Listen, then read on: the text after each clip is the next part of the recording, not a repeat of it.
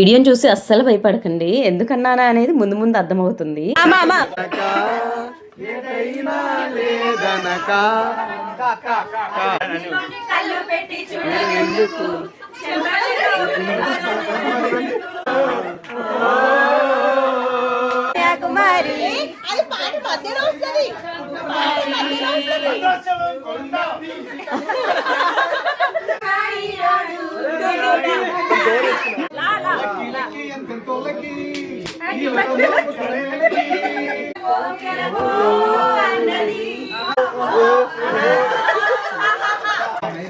jam పండు రోయ్